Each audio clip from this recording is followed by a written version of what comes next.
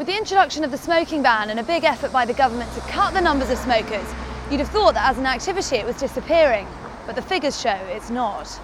According to the Office of National Statistics, 33% of smokers haven't quit and have no intention of quitting either, seeing smoking as part of the lifestyle they choose. Most support the idea of the smoking ban in public places too, but despite obeying the law, many still feel they are being singled out. This is making them look for new ways to live their lives. Yes, I should be allowed to smoke. It's my right to smoke. I should be able to smoke anywhere I like, as long as it's not affecting other people. Perhaps not surprisingly, like many niche groups, smokers have gone online, where they only have to talk to people who share their lifestyle. Perhaps also not surprisingly, it's also the place they're finding love. There is a big difference between dating a smoking and a non-smoker. If you date a non-smoker, it puts a barrier between you and the person you're dating. It can become very unsociable.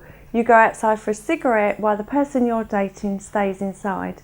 If you date a smoker, it's so much more easier. You're both so much more relaxed. You both go out for a cigarette together. It's more of a date.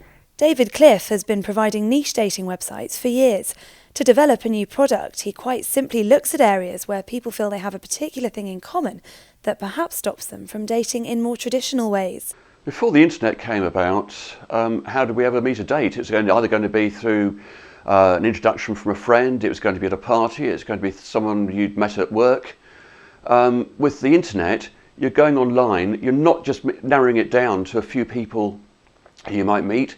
You are able to find exactly what you're looking for, whether it's a smoker, whether it's a drinker, whether it's somebody of a particular height, their age, somebody who shares the same interests. If you don't like football, you'll be able to find other people who don't like football. If you don't like drinking, you'll find somebody else who's teetotal. Around 4 million people smoke in the UK, according to the last census. That's one of the biggest minority groups of any sort. It's double the number of people who describe themselves as being from an Asian background and 5 times bigger than the gay community.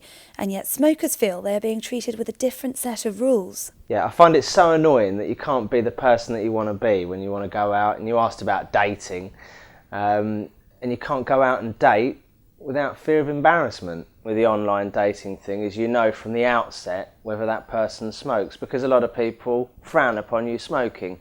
You date, you like someone, they like you, and then you say, oh, I'm going to go outside for a cigarette, and then, oh no, don't like him, he's smoking.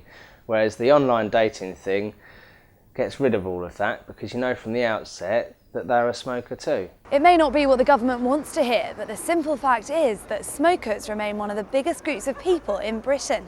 Their sheer size means a tremendous demand for products and services that allow them to live their lives.